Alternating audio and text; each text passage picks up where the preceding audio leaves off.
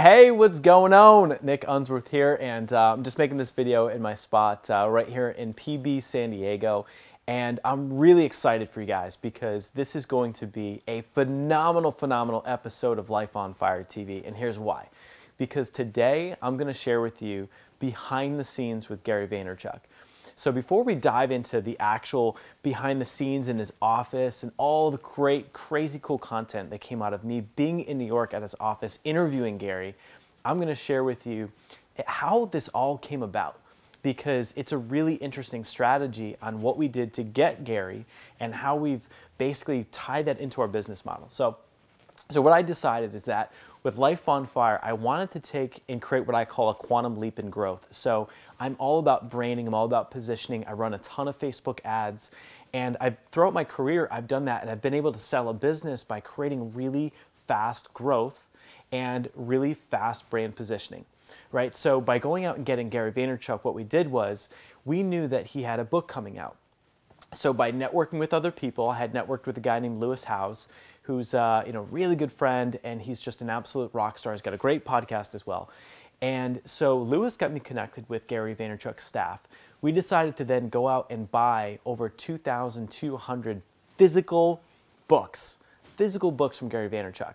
And the reason's because when you're a New York Times bestselling author and you've got a book coming out, that's a very finite sweet spot where a guy like Gary V, it's a great opportunity to be able to add value for him by either buying books or being able to sell books for him, right? So we ended up getting a really good deal, which is far less than it would normally cost to have Gary, speaking or hanging with us, right? So we bought all these books and we figured we're going to leverage them in a couple ways. The first way is what I'm going to share with you guys today is it's me flying to New York City and going to his office. And we have a really cool behind the scenes where we flew out a film crew, and we start off, as you'll see, just in his office, at night. And we kind of snaked around the office, had a rocking interview that you guys are going to see.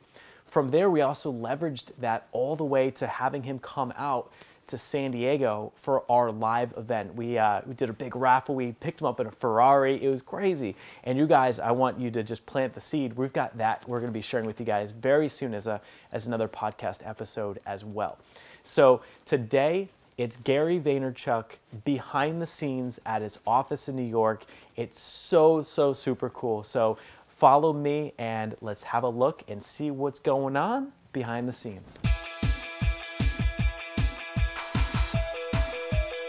Hey, what's going on? Nick Unsworth here, and I'm a kick-ass business coach, and I'm on an absolute mission to help you find your purpose in life, to help you love what you do for work every single day, to help you be the rock star that you are meant to be, to make more money than you ever thought was possible, and to have more time freedom so you can actually enjoy the life that you're living. I'm here to help you set your life on fire. Now I'm so fired up because I'm right here in New York at VaynerMedia, and we're about to get the party started. We've got Gary Vaynerchuk. He's the main event here for tonight for the live stream, which is called Cash In on Your Passion. So before I go find where Gary's hanging out, what I want you to do is to just go on Facebook, do a quick share of GaryOnFire.com. Share this with any of the friends that you've got. And then also on Twitter, tweet the hashtag #LifeOnFire. So are you guys fired up? Type in the comments. Let us know if you have any questions, things that you'd like to ask me or Gary, and let's get the party started. So follow me. Let's roll. All right. This is the VaynerMedia. Hey, brother. What's up, man? I need to send one more tweet. He's got one more tweet to send. I'm good. Sweet, hey, man. Good to see you. Yeah, you too. Good to see you. Hey, everybody. All right, let's roll. Well. So, dude, tell me about the office. Tell me about the digs. What's going on in here? Up to what, like 300 employees? 300 peeps. This is one of the 2 floors. We have another floor downstairs. Open seating. You could show them. It's a mess. Like, this is what I like. I like the controlled chaos of just dirty tables, like open space. I mean, look at Andy. Look at this guy. He looks like a hostage from Iran, right? Like, give us the money. It's what we believe in, which is scrappy. Don't spend money on furniture. Spend money on great people to produce the kind of quality that we need to for our clients. So. Sweet. Yeah, man, it's a very young company. Out of the 300 employees, I feel as though probably 250 are under 26. Whoa. Yeah, it's young. I mean, it's high school, right? Like, you know, it's kind of like Saved by the Bell. I'm Mr. Belding. And who was the gym teacher? I noticed you got the basketball hoop up there. There's remember the wasn't that, that was the college years? That was the college years. That was Golick. Yeah. Yeah, this basketball thing gets plenty of play. So yeah, like very open. There's some conference spaces, but for the most part, it's pretty open seating. You know, people jamming late night. What's the story with the pink teddy bear? Yeah, I don't even know. I'm like the boss, right? I don't know any of the good stuff, like the hooking up or that or anything. I don't know any of the good stuff. So how the heck did you get to 300 employees? What happened? What's the execution? The vision with VaynerMedia. What happened? You know, VaynerMedia is a company I have a lot of heart for. I never want to sell it. Okay. I want to, you know, maybe I'll take an investment to dilute from a practical business standpoint, but I'll never sell it. I need it. I mean, all these youngsters are going to be my CMOs and CEOs and partners in other businesses in the future. And I kind of look at this as, you know, a very, you know, it's a hefty 8-figure business already. We're only 4 years in, but it's a minor leagues for all the things that I want to do in the future. So, you know, the vision is we're an agency, just for anybody who's watching, that does strategy and creative. Cool. For Fortune 500 companies mainly, because you got to pay $50,000, $60,000 a month, so it's not for entrepreneurs or small business.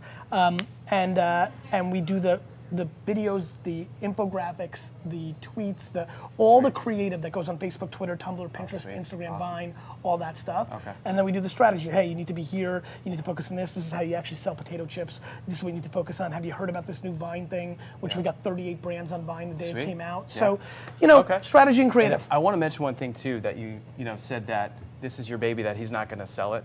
And I think part of like with Life on Fire, one of the things that we always talk about is it's about the journey along the way, not the destination. So I like sacrificed all of my 20s. I sold the business by 30, and I look back and it was like, holy, I completely missed out on a lot of life. So I was hustling so hard, but I missed out on some of the amazing things about life. And so it's cool that loving what you do every single day. That's why we brought him on, because he's living his passion, loves it. Why would you ever sell, you know, something that you love? You wouldn't sell one of your kids, right? So we wouldn't sell the business. I think. Well, maybe. I'm joking. So show me what else we got in here. So what else we have? You know, we'll go see my office. I'll show you some good stuff. Yeah, I mean, it's funny. I heard you kind of talking about that. Like, I had a similar thing with the wine business, right? Wine library was all my 20s, right? Yeah. So I also missed out on the parties and the fun and, you know, all that stuff. So here's my office. It's also ridiculously, I want to focus on this. This is very important. These are my fantasy baseball trophies. Just want you to pay attention here very carefully. This is a very competitive league, but 2003, 2004, 2005, 2006, 2007, 2010, and 2011. And hopefully you weren't paying attention because some of those are AJ's. Some of those are AJ, my brothers. Yeah, so fantasy baseball trophies. This is a new piece of my office. I'm obsessed with this. You know, obviously with jab, jab, jab, right hook coming out. That's awesome. That whole theme. But like this is it. Listen, you know, I'm ghetto. Look at this. I mean, you know, like it's like, you know, junkyard dog. I mean, like, you know, this is a ghetto situation. I don't, you know, I mean, the cover of Ink over here, down here, this thing, so this month. So my wife got that for my birthday the other day. So I'm pretty pumped. It's my first major cover. So that was kind of cool. Congrats, man. Thanks, man. Awesome. That's what's going on right now. But, you know, we keep it very basic. I'm focused on none of the fancy things in life. I'm focused on the work. Sweet. Awesome. Yeah, man. So fired up. So we got, we're going to be talking about, I know you got your new book out, but we're going to be talking about, you know, talking about the new book. We're going to be talking about how to cash in on your passion. So with Life on Fire, it's all about doing what you love, and, you know who better than, you know, Gary V to be sharing about that. Yeah, I mean, Crush It was the blueprint. Oh, you brought a serious wine. Did you bring that wine? Did you see the eagle eyes? Boom. Can I tell you about this? All right, so I was gonna try and pretend like I had this all figured out and sniped out, in advance. But I went to like a high-end wine shop around here, and I was like, all right, I need to get like a bomb wine, and it was Antonio. And Antonio is, I think, going to be out. He's actually watching this, and he's from, he's a European dude, and he's just like, oh yeah, you know, this one's really good, you know. And then I was like, well, do you ever know this guy named Gary Vaynerchuk? And he just goes. And he just stopped, and he's like, why? Hey, what's going on? And he's like a huge fan of yours. And I'm like, so dude, tell me about Gary's palate. This guy knows, this guy's palate and knows. And the William Salem is epic. Great choice. Yeah, so we're stuck between two, so we end up with that. But yeah, let's go check it out. Cool. Yeah, it was pretty funny, man. He just like instantaneously stopped. So a couple surprises real quick. Thank you. So we've got this guy. Hey-o.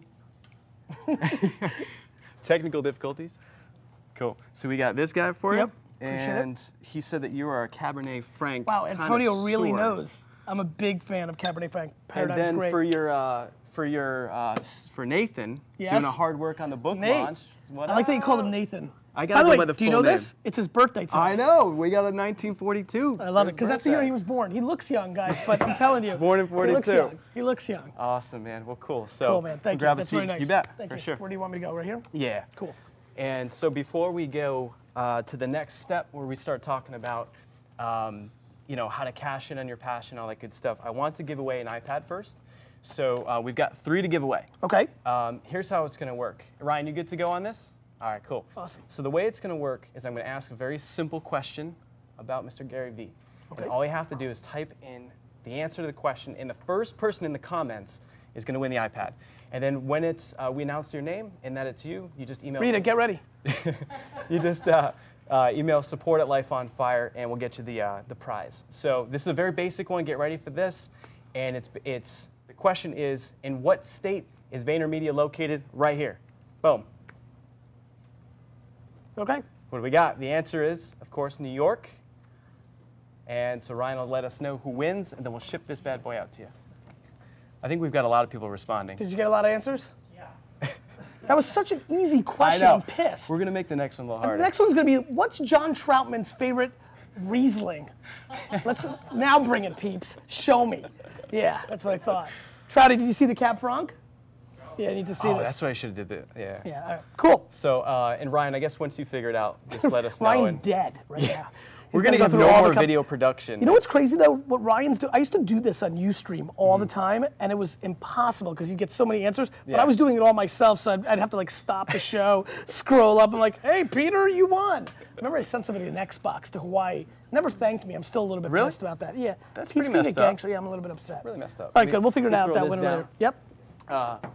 So basically, the flow for the show here today is about cashing in on your passion. Okay. So we're going to definitely talk about your new book. So everyone that opted in got a copy Yes. Thank of you. the Thank book. you. I hope you guys enjoy it. So that's awesome. We're going to be. Can I jump right into this subject? Yeah. Let's start There's something I want to talk about with this subject that I've given a lot of thought, and it was something that Steve Unwin, who's over there, and we worked on this Medium piece, and I talked about Crush It for the first time in forever in this piece. When cashing in on your passion, the whole thesis of Crush It, a lot of what I think this new book can help people do, I'm always so baffled that everybody thinks that this is about, you go from 0 to a zillion. Yeah. Right? This whole notion of like, all right, like cashing in on your passion or living your dream or doing it, it's about like going from like $12 an hour to like boats and Rolexes, right?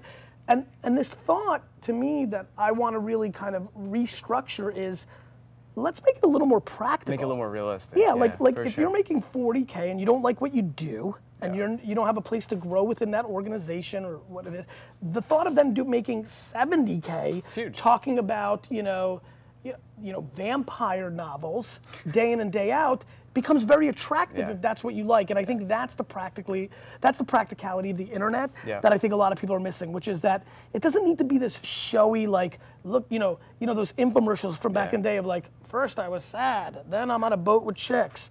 It needs to be very, very seriously thought about, which is there's a practicality if you use these products properly, if you use the platforms properly, that you have a chance now to really make something happen for yourself that changes the dynamics, and that picture of 40K working for something that you don't like to 70K doing something you do like, I think is massively attractive. And I think so. Like, are we going to shout out to Johnny? Yeah. So we've got Johnny won the iPad. So Johnny email. So that must mean his name on the live stream chat is Johnny. So Johnny email support@lifeonfire. Don't everyone email support. Don't bog them down. But yeah, Johnny email support@lifeonfire. We've got 2 more iPads to give away too. So we'll have that at the end as well. So on the topic of cashing in on your passion and stuff, so where would someone start? So like for tonight, we're talking about the 4 steps or 4 plans, pillars we call it, to getting to a point where you're doing what you love. We've got marketing, we've got networking, we've got mindset, and we've got basically purpose and giving back to charity. Those are kind of like what we call our pillars for a life on fire. Okay. For you in cashing in on the passion, it's like, what's a first step for someone to get started? How to identify what that is, and where do you get started? And you know, for me, it comes down to a couple things. First and foremost, I reverse engineer success. And the two things you need to really think about are, what is my favorite subject matter? Yeah. What do I want to make my business around? Or number two, a weird one, what am I actually good at? You know, this, you know, like, how about that, right? Yeah. And so like, it's gotta be one of those two, because everything else doesn't really work. Because if you do number one, that's the holy grail. If you're lucky enough to be able to do both, well then that's it. But there's plenty of people, this notion of like financial success being the only way to happiness is ludicrous. It's been proven out a million times. So if you really want to be about rhinoceroses, like your whole life is about rhinoceroses, you want to talk about them, you want to learn about them, you want to make rhinoceroses out of Play-Doh, like if that's how you roll, good. Be like Rhino Chick, rhinochick.org, and you roll that way. Now listen, my intuition, $60,000 business, you know, but maybe more. On the flip side, you may be great at something else. And where I get concerned is, I get a lot of emails, especially since I wrote Crush It and this whole thesis 5 years ago. I get people that, they're like, I'm good at this, I make a lot of money, but it doesn't make me happy. That's an interesting one, right? But those really tend to be the two ways. For me, the pillar is reverse engineering what you either love or what you're either great at. If you've gone down the great at path and that's giving you the financial success, but you're still not happy, you really need to look at bucket number one. Definitely. That's awesome advice, guys. And I think at the end of the day, it's like with reverse engineering, it's like success leaves clues, you know, model and you know, if you do have success, duplicate as often as you can. So what's an interesting point? I also like to say that like I shit at 99% of things, right? So like that's all I do. I reverse engineer, I rinse and repeat everything. That's all I do. I stick to my zone. I know what I'm good at. And I just do it over and over and over again. And you know what, that's everything, by the way. That right there, sticking to your zone, I think what's so cool about that is like, if anything's ever hard, right? It's like, I think of like, I had a couple businesses in my 20s. It was incredibly hard, it was challenging, or I was in real estate and I just sucked at it, versus staying in your zone of creative genius. And did you chase that? I chased the dream. Because real estate was like hot. It was hot. It was so easy, right? I like, chased the bubble right into the crash. Right, you saw this like, you saw these dudes and chicks and you're like, well, they're losers and they're making hundreds of thousands of dollars. Why can't I do this? I mean, everybody makes that same mistake. Yeah. I got sucked in for the money and for the dream, and then next thing you know, like lost everything, and it totally sucked. But, but you know, find what you're good at, you know, to your point, and do what's easy for you. You know, what's easy for Gary may not be easy for you. It's like, do whatever you love, do what you're good at, makes it simple and easy. So on the mindset pillar, what's just anything that, you know, whether it's mental toughness or what's just your feedback about how to leverage your own mindset to get what you want out of life or out of business? Or tell me about what goes on with Mr. V between the years. Insanity at some level. Like, you know, this is a tough one, right? Because this is so heady. Like, I don't know any difference than anything other than my mindset, right? I don't know, I didn't create it, I don't think. You know, maybe my parents created it, maybe my environment created it. You know, I'm a contradiction, right? Like, you know, I'm extremely competitive, but I root for my competition, except for the Patriots. Sorry, Trouty. You know, I massively care what people think about me. Equally, I don't care because I have plenty of self-esteem. You know, my balance comes from my contradictions. So, you know, this is the biggest thing that I can tell you about mindset. The biggest thing that I've been able to see is hang around others that have that mindset. That is the only way that I've ever seen anybody shift. Nate, I used this example the other day so he knows where I'm going. You know, I look at Nate now on his 25th birthday and I say to myself, you know, he just turned 25, I know. It's devastating. I thought he was 27 actually, this morning he was pissed. You know, I look at him on his 25th birthday and I think about how I look at him and how I view him, and I truly believe he's more confident and has more bravado, and I see him do things that I know are things that, you know, he got by being around me so much. And I see it in AJ, and it's interesting, it's just interesting. I see a lot of people within this company, you know, pick up tendency, I think that that's what happens. And so I think surrounding yourself, and then being self-deprecating, I said this as well, you know, I got better at picking up girls when I started hanging out with dudes that actually got girls. Like that just actually happened in my life. That's real. And I see this a lot, and I think people, have more empathy and caring when they hang out with better people. And so the number one thing I would tell everybody who's watching right now is the only move that I have ever seen, and listen, one man's opinion, I could be wrong. The only move that I've ever seen that changes mindset is people putting themselves in a position to be around people that have the mindset that they're looking for. Boom, that's awesome. And that kind of ties into the networking pillar too. And I just think about, it's kind of like, I think you mentioned at one of the, I don't know if it was with Mari Smith or on one of your interviews, and it was about conviction. Okay. And so I think what's just interesting is something that an observation is you're obviously very confident in business, and it's like having the conviction to, walk in and just and lead. I mean, all these people are believing in you, and you have that inner belief, and it's like confidence in business is one of the biggest assets, and having the conviction so that other people follow you, other people believe what you say, For me, it's grounded in being historically correct. Yeah. I've always got confidence because I believe in myself and the ability of understanding where things are going. Sure. And I'm not worried about losing that sale at that moment because it's more important for me to be historically correct than anything else in the world, than getting the sale, than selling more books. Nothing matters to me. Nothing even remotely close matters to me more than being historically correct.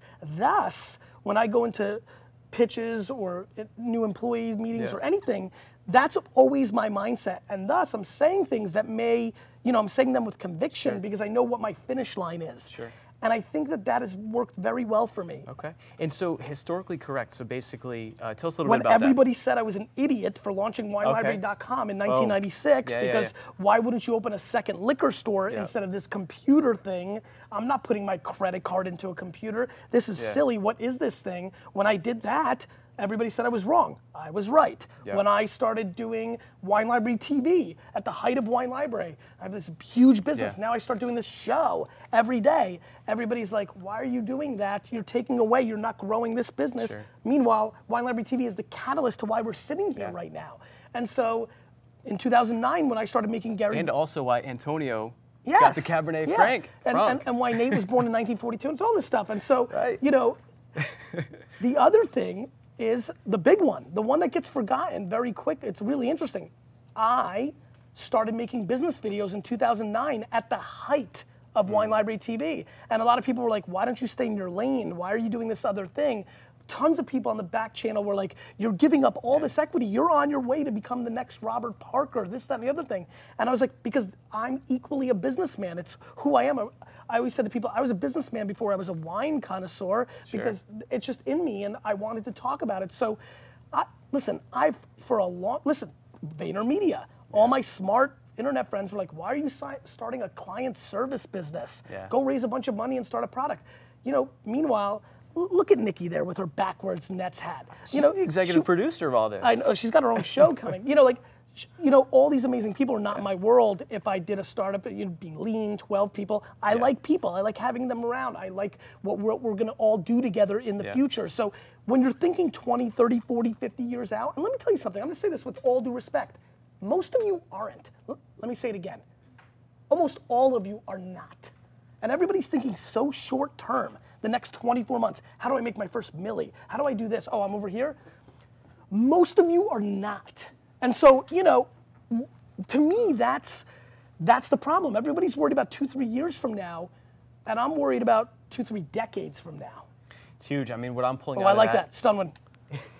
What I'm pulling out of that is, I think that it's trusting your gut, and just going towards, what you think is right and proving people wrong. Like that strikes me as there's a little bit of that inner fire. Oh my God, people the wrong. only thing I like is I told you so. Oh yeah.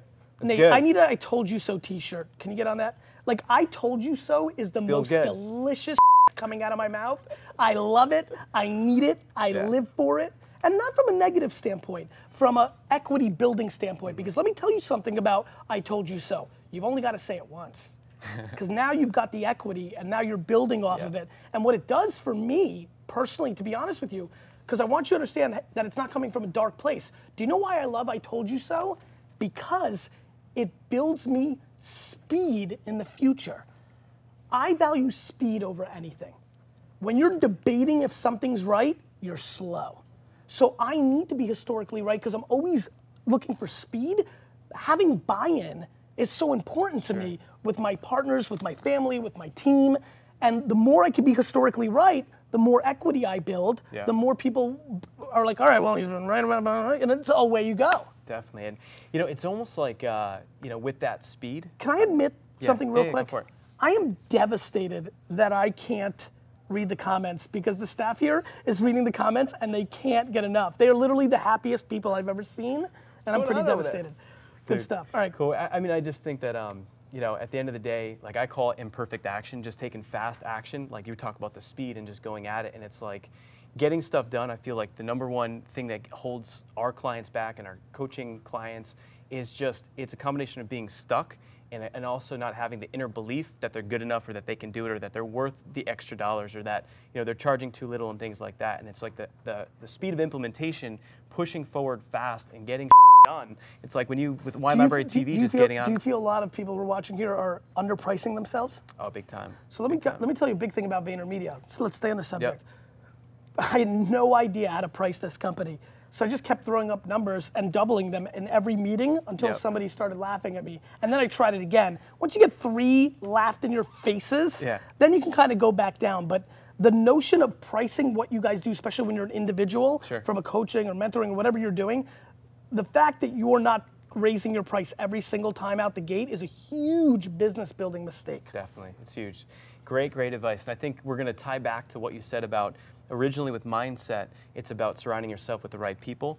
So one of the pillars of a life on fire, we covered mindset, we've got networking. And so tell us about networking. So you mentioned like it's all about connections, who you know, but how have you leveraged networking contacts? You got this crazy book launch going on. But what's your feedback about networking, maybe how to do it, something actionable about it? The #1 rule of networking is to bring value to somebody else first. Boom. That's awesome. Yep. You know, the best way to get somebody to do something for you is to do something for them first. Yep. And so the reason I've been able to, and by the way, jab, jab, jab, right hook. I was just gonna say, like, give, and then ask. You know, I'm not scared to ask. I'm not scared to look right in the camera and say, listen, buy 10 copies, every one of you, please buy 10 copies of the book. And if you do, email me at Gary@VaynerMedia.com, I'll hook you up. You know, but I'm not scared of that. I want that. You know, I'm not scared for the ask because I know how much I'm giving. I'm giving out free content. I just posted that joke I made. I got one more tweet before we started. That was because Steve and I have worked on this incredible, you know, slide share that we just put out to make people better at Twitter. I'm looking at all the comments and people are better at Twitter now because of us. Because a lot of people start a tweet with the @ symbol when they intended everybody to see it, and then only 10 people see it. So, you know, I'm giving. I have 100,000 tweets. I'm on the verge of 100,000 tweets. 90,000 of them are at replies answering people's questions. I do remember way back, this was when I first got started in this business doing Facebook marketing. It was back in, maybe 2010. And I remember replying to some of your stuff, and dude, he hit me right back, and I was like, man, I like this guy. And then just kept, you know, following up ever since. But I think as a good segue right now, so on the networking topic, the book Jab, Jab, Jab, Right Hook. Let's talk a little bit about that because it's, I think, right on par with the giving with what you just said. So tell us about the book. Why'd you write it? And you know, it's funny. I actually thought that I was only going to write one more book in my life after Thank You Economy. I thought it was going to be called How I Bought the Jets, right? Which is my goal. If you don't know, it's coming. He's manifesting it. He already believes in his head. It's happening. I do. I want to buy the New York Jets. But Vayner has been doing such groundbreaking work on creating content for each specific channel. I think 99% of the people behind that camera look at social networks as distribution channels to something else. I'm going to put a link on Twitter, I'm going to put a link on Facebook, blast it out, and I'm going to drive them to my podcast, to the landing page you made, to all that stuff. Meanwhile, I think you need to be creating content native to that platform so that there was a better way to drive people to the landing page by putting a Facebook post that actually has a picture of a quote from me that drives towards it, or an infographic on Pinterest. So my big thing is I'm obsessed with the notion of how content works based on the context of the room. Listen, you and I are going to act differently right now because of the context of this environment. We're on a live cast. Until the tequila comes out, then it's. But listen, if I was lucky enough to, you know, have the freedom to go out with you tonight at 1 o'clock in the morning in a club environment, we're going to act differently than we would right now. Yet we're still the same person. That's how I'm blown away by how many people write the same thing on Facebook, Twitter, Tumblr. They just use it and push it out. I wanted to write this book to teach people how to make the creative, how to make the animated GIFs for Tumblr, how to make the infographics for Pinterest, how to make the perfect picture for Instagram, all that, the copy on Twitter, how to use a hashtag that's trending to make your tweet, all those tactics. And the reason I used the boxing metaphor was because boxing is known as the sweet science, right? To most people, if you look at boxing, it's dudes punching themselves in the face. But to other people, they look at it like chess, that the little subtle this, like Floyd Mayweather's made $1 billion on this, this little subtle thing that he does. Yeah.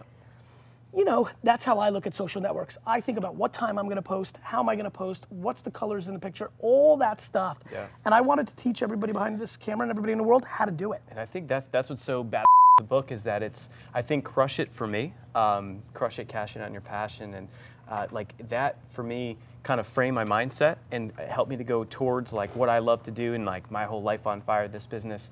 And this book, and I was fortunate enough to be able to read it in advance, so thank you for that. But I love that it's how-to and it's tactical. So you can apply this stuff because there's so many people that are doing it wrong. So to be able to take his playbook, put it into action into your business is crazy. So everyone here that you guys, or actually not everyone, most people that opted in for this took us up on our offer. So we purchased the books and we're giving that to you guys. You just have to pay the shipping. And if you haven't gotten the book yet, I think by the end of this, you're probably gonna want to reach out and actually get the book. So. Or 10. Yeah, or 10. We paid for a ton of these things, so you can get more if you'd like. So we'll make sure that you are aware of it. We'll make sure we email out a link to buy multiple or to get more free copies of the books that we have too, until we run out. So we don't have an endless supply, but we did buy a lot of them. So we'll make sure that you guys have that. And I think it kind of also, I think just this whole scenario kind of comes back to the jab, jab, jab, right hook. So like Gary, clear influencer, right? And I think it's like, to come to Gary and be like, hey, I'm like the new guy on the block, and to be like, hey man, can I get your time or can you speak at my event? It's a take, versus in this scenario, I came in and said, all right, dude's got a book launching. So smart. He's one of my favorite authors. He completely inspired and changed the way I look at business in my life, in the books. And then I saw this thing happening, and it was actually a contact, Lewis Howes, who was a buddy of mine, and I told him I was so excited. Great looking dude. Great looking guy. And I was so excited about this new business, and I'm like, Lewis, I want to leverage, and I want quantum leaps in my brand. And I was like, I'm starting a book, like I have Page Burner, it's a book club, a book of the month club. This is technically the rollout of that. And I was like, I want to network with really smart people. And I want to start with Gary Vaynerchuk. And Lewis was like, dude, I'm doing a deal with Gary. You know what I mean? Like it connected us together. I talked with Nathan, who's 85, and everything started coming together. And then it came down to, it wasn't an ask, it was a, I want to support this book launch and buy a ton of books in advance. And that was a way to help an influencer like Gary instead of coming out that way. You know what I mean? It's the same old game, man. Like, I got 40,000 emails in my inbox like, hey, I'll buy 3 books if you come to my house for the rest of your life. And it's like, let me think about that.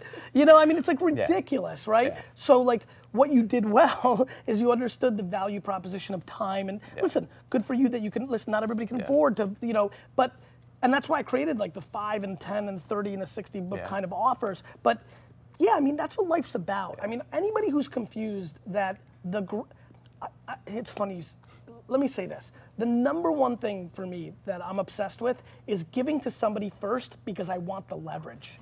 And I may never cash in on those chips. I may never cash in those chips, but I love having them here. Totally. And I'm talking about dark, weird like, well, what if World War III pops out and San Diego's the only place left? And I'm like, yo, like I gotta take my kids, and I'm not joking, like because when it comes to business, I think I got this. I'm good. But I'm talking about like, I don't know. I mean, I'm being dead serious. I don't know. I don't know what's gonna happen. And then it gets into other things, right? Maybe and more practical things, like when my daughter goes to college and maybe she's got a problem and she's stuck in Ohio. Misha, you're going to Ohio State, it's weird. And she wants to come home, I don't know, like you just never know when somebody can help you, and the more you can pay forward and collect those chips and be able to cash them in, that's a big deal, and that's how I do business. I mean, spec work. Spec work is this really dirty word in the design world. I think that's insane. Yeah. I mean, like, I'd love to do spec work because it gives you leverage, it gives you the opportunity to get that customer. When you say spec work, like describe that. Free work. Dude, this is so crazy, man. Like, I've got one of the strategies I love talking about, which is partly how this is all happening. It's like having a mentor like you see Gary. Megan with her beautiful new haircut? We worked on an nice. account together where we were so over-delivering that it made us bleed out of our eyeballs. Do you see the blood in her eyes? Blood. But it's strategic. We're thinking long term. There's other variables involved. Everybody's quantifying every little penny and dollar. That's just not how the world works. And so with that spec work, what ends up happening is the chips that he's talking about is that they're going to come back and want to do business with you. The law of reciprocity is going to come back. Or they don't. Yeah. And not having expectation of others is the real secret. Yeah. So that's something that I call that getting like an anchor client, right? Or like going out and doing like this guy, Frank Kern, internet marketing. I reached out to the guy and said, hey, here's like 15 different things I see you're doing wrong on your Facebook page, and it's normally cost 10 grand. I'm gonna do it completely for free. Got him as a client, and then that created so much leverage because people said, I don't know who Nick is, but I know who Frank is, right? And so it's like those types of relationships or spec work coming into it. Listen, you're being smart, you're leveraging other people's brands by bringing value first. Like anybody can do it, but not that many people have the heart to actually do it. Like, listen, look at this. I want a six pack, right? I want one. I want it really, really bad. But guess what? I don't have one. You know why? Because I'm not putting in the work, right? Like, I theoretically know how to get one, eat better, stop drinking like start doing the exercises, and then I would have one. So the blueprint's out there, right? Like this new book, it is a blueprint, right? Anybody who reads it and actually executes will have nice things happen. For sure. The truth is, most people don't do it. Right. So you're telling everybody, like, listen, I'm leveraging other people's brands because I'm bringing them value, right? But most people don't do it because people are like, it's hustle, it takes a lot of work. I mean, it's so interesting. I'm so curious about the 1% that actually read it, tactically use it, and then move on, like what's gonna happen to them versus the people that are gonna read it and be like, yeah, and like, I mean, just the same old game. It is, it's numbers, but it's just, it's the mindset to, and I feel like a lot of the people that are in the inaction, that aren't using the stuff it's clear and it's easy. Business can be easy and fun, but it's like, if you're not taking the action, you're not making the videos, you're not doing the things in the book, it's because you're stuck for some reason, and it's probably because you're not doing what you love, or you're not good at it. Or it doesn't feel practical, right? Like, to me, the reason I wrote Crush It was because I wanted people to know, listen, like, it's real easy. Like, we're doing well. Like, we're sitting here in New York and being like, like, screw that. Like, some people have college loans. Some people have, their parents passed away, right? Some people had a child too young. Like, there's a million things that are real in life. But the truth is, audit yourself. I promise you, you don't need to play Madden every night, right? Like, you don't need to watch Orange is the New Black for 4 straight hours. Like, you can actually look at some of the time you're spending on other things, and if you take even half of that leisure time and apply it to execution, you could start the process. People feel they're stuck, but what they're not willing to do is really look in the mirror and really audit their 18 hours. Dude. And oh, by the way, when you're sleeping 8 hours and you're complaining, you just might want to sleep 7. Definitely. I love it. So guys, what do you think so far? Just type in the chat, just if you're fired up, if you're digging the content, just say what's up and let us know. Nate, are they digging it? Are you reading the comic? They're digging it? You guys are digging? We're feeling good? Boom. All right. All of San Diego? Yeah. All of San Diego's on there? Yeah. Did they like when I talked about the World War III thing? Cool. All right. Awesome, cool guys. And so give away an iPad again. I like that. That gets me happy. All right, so we're gonna ask Mr. Gary V a question, and then the first person to answer it is going to get the iPad. Okay. It's an iPad mini. All right, so here's what we're gonna do. Ryan, you ready? All right, so the first person to answer this question is gonna win, and the question is, what is Gary's favorite type of wine that I brought here today that was sitting right over there? Ooh, who's paying attention? The type. It's gonna be tough. Someone pay attention, see if they get it right. Antonio knew it. And if Antonio knows it, you guys should know it. Thank you so much if you're watching, bro. I can't wait for him to see this. Is he close? Is the shop close? Yeah, it's like 3 blocks. Did anybody get it right? Should I give the answer now? Because I think there's a very easy way to get it wrong. The not correct answer is Cabernet Sauvignon. That is the not correct answer. Do you want me to give the correct answer, or do we think anybody was? I feel like all of San Diego was not paying attention in the first minute. A bunch of people have already got it. Okay, cool. Okay. So the correct answer is Cabernet Franc. Franc, not Frank. Well, I say Frank. To be frank. The mispronunciation of wine terms on Wine Library TV, literally, the snobs of the wine world's hair, neck hair. When you say Frank? I used to do so many things on purpose just to punch the douchebags in the face. Ever say like Merlot? No, I never went that rogue. Cool. All right, so we got the winner. Oh, he's got it. He's writing it down. He was fast this time. Dude, Ryan's the man. Ryan was a little slower last time, though. All right, yeah. We have the Greek Mike. Boom, the Greek Mike has won. Congratulations. Very nice, good job, Greeky Mike. And so just email support@lifeonfire.com. We're gonna hook you up. Nice. And so, all right, so we got. I feel like he has an iPad mini and is gonna flip it on the bay. Oh, he's gonna turn it. He's gonna flip it on the bay. I'm predicting that now. So we got about 5, maybe 10 minutes to talk about the next pillar. So the next pillar is marketing. So we've already kind of touched on things. Like so we covered mindset, we covered networking and giving first, jab, jab, jab, then the right hook. Now we're going to dive into marketing. So, of course, this book is a how-to book, but what's your and these guys are entrepreneurs, they're business coaches, they're someone that has a passion for it. We've got Chef Alan.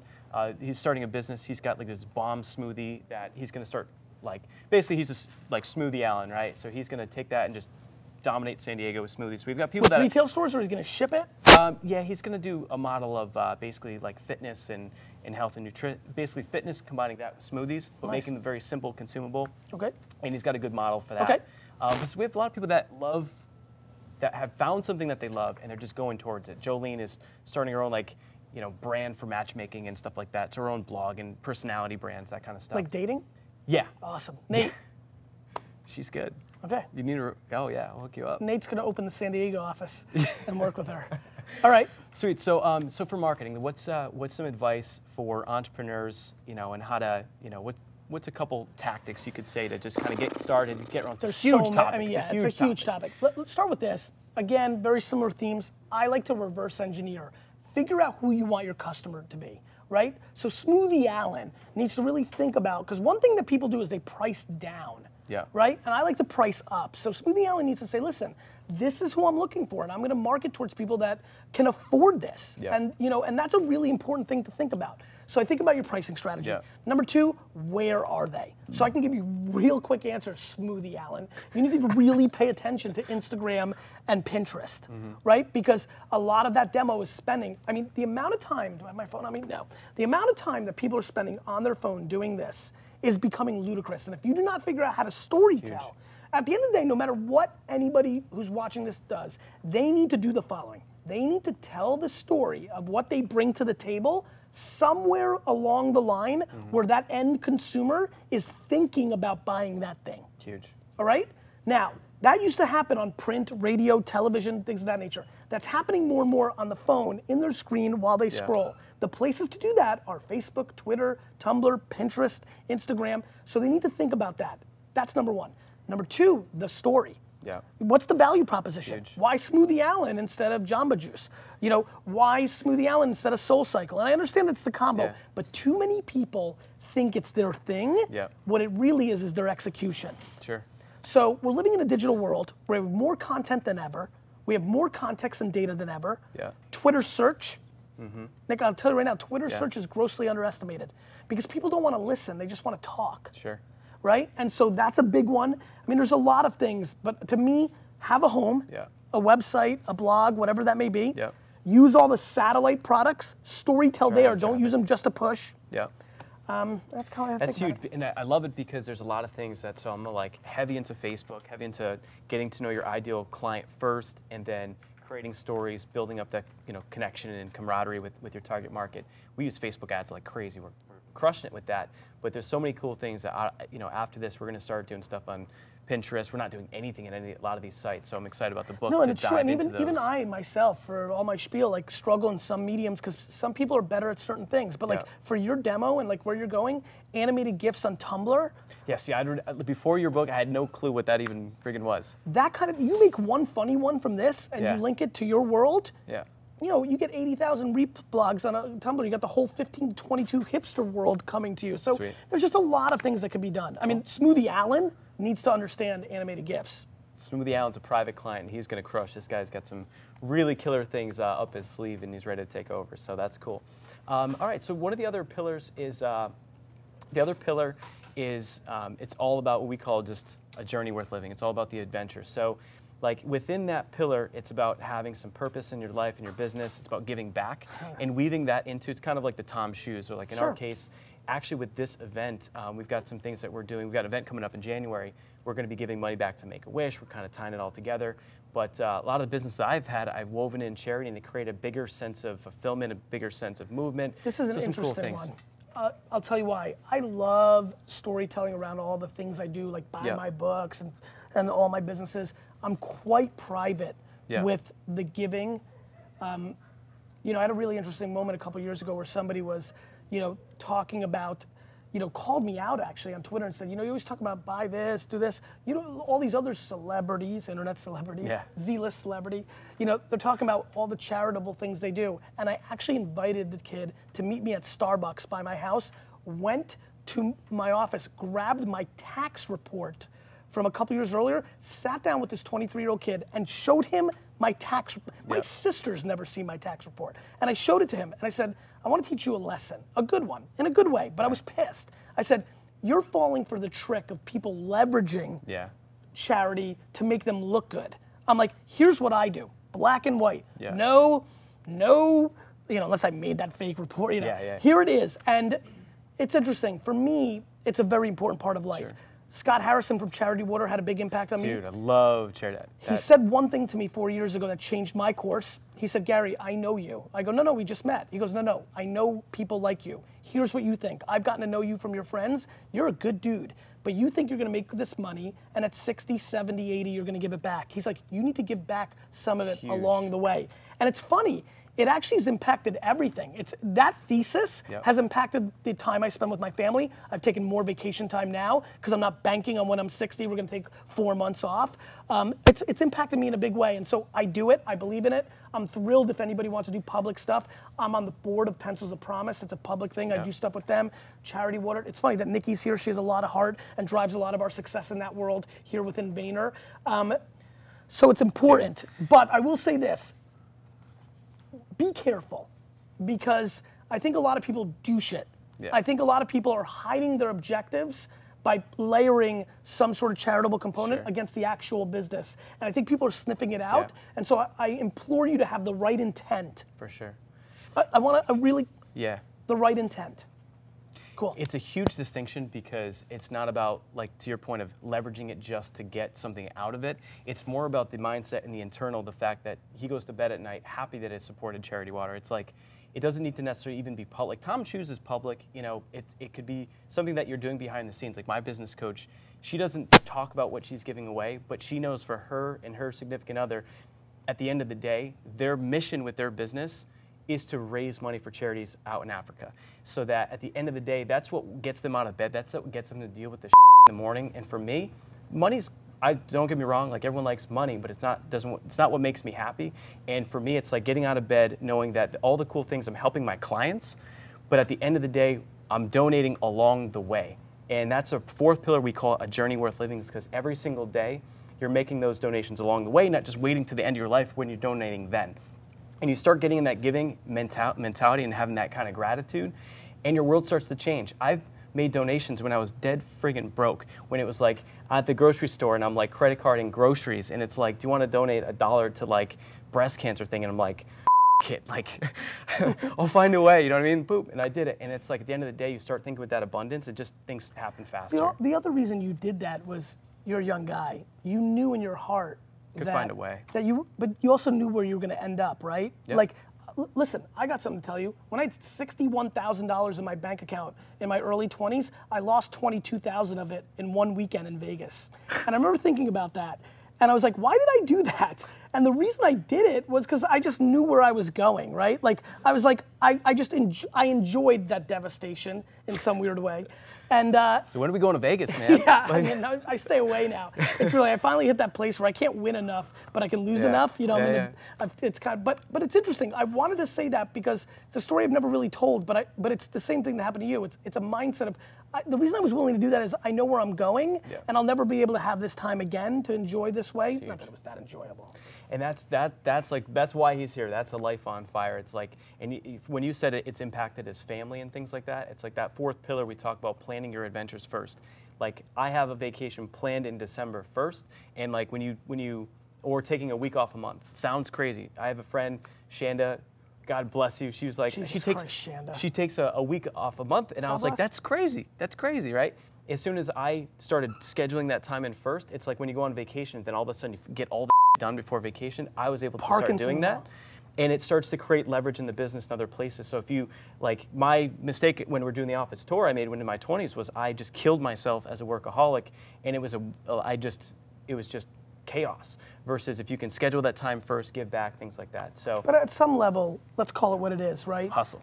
Yes, but it's also a hell of a lot easier to schedule that 1 week vacation when you've checked off a box. Yeah. Like when you financially check off a box, listen, I couldn't get into work-life balance until I got to certain plateaus mentally. It's just the way it is. And so I think it's really important. Listen, I spend a lot of time on this. It's very important for us not to sit on these seats, look into that camera and say that when, it's not that practical to take 1 week off for a lot of people when they're not in a certain point of their career. And so it's a balance, right? It's totally. A balance. It's the life on fire for each person in their respective lives. And I think that's right. Yeah, that's a great point because we certainly. I love working to 11 p.m. at night. I know. And I got money, but I love it. I love the game, right? Like, you know what I play this for? Legacy. Like, I want posters with my face on it one day because I was like, he did it. I like that. I mean, I'm scared to say that as much as Glenn's laughing right now. Like, I want to do it. I want to do it. And so, I don't care about the dollars. The dollars is ammo to win the game, right? The dollars are leverage to win that game. That game is for me to be viewed upon as a great entrepreneur. It's what I am. I recognized it early. It's why I was willing to fail my classes and be considered a loser during that chapter of my career because I was honing my skills. I was selling baseball cards at 14, making $2,000, $3,000 a weekend, getting Fs in German, and Hair Arts is like, you're a loser. I'm like, Hair Arts, wake the up. I'm making more money than you in the next 3 months. I'm not a loser. Sorry, I don't know back in the Deutsch. Sorry, dude. But and so I knew who I was, and I thought it was important for me to triple down, and getting ready for a baseball card show on Thursday night was more important than prepping for that homework. Totally, and that's it. I mean, self-awareness. If you want to leave this stream, this cast, what you want to leave with anything. If you're willing to be honest with yourself, if you're willing to really tap into your self-awareness, you can have so much. I mean, we all suck at a lot of things. Stop worrying about what you're not and start focusing on what you are. Do you do that move? It's different. That's it, man. Zooming in on exactly what it is that you love, and everything gets easier. All right, so I hope you enjoyed this episode of Life on Fire TV, and I want to encourage you, take another few minutes and check out part 2 of the Gary Vaynerchuk behind the scenes interview. We've got some really crazy cool nuggets in there as well, and the content from Gary and his Twitter strategy that's in part 2 is phenomenal. So be sure to check out part 2, and also be sure to take a moment to write a review as well. If you thought that this behind the scenes was unique, you thought it was really cool, you just dig what we're up to, I want to ask for your help. With what we're doing with this podcast, the faster we can grow this, the faster that we can get up on the charts, the more resources we're going to have to do really cool things for you guys as well. So we want to keep going behind the scenes. We want to have an MTV style Cribs, type of situation. And the way we're going to get there is really by helping you guys with our content. And then in return, if you guys can help us out by writing a review. So if you go to Life on Fire TV, review.com. What's really cool is that you can then just write a review for the video podcast and then take a quick second too and write a review for the audio version as well. So that would be a huge help for us, and we hope that you're having a rocking day, and be sure to check out part 2 of Behind the Scenes with Gary Vaynerchuk. Here to help you set your life on fire. Hey, hope you enjoyed the episode with Life on Fire TV, and I've got one quick thing before you head out. If you could do us a huge favor by going over to your iTunes, whether it's on your phone or on your desktop, and click over to that ratings and reviews. If you were to write us a 5-star review, that would be so helpful. That is one of the only ways we can get exposure and to grow here on iTunes. So if you could take a minute, could write us a 5-star review, let us know the one thing that you love about what we're doing. That would be so helpful. You could also go to lifeonfirereviews.com. Maybe if you're driving, it's a little bit easier to remember. It's lifeonfirereviews.com. Thank you so much, and we'll see you soon.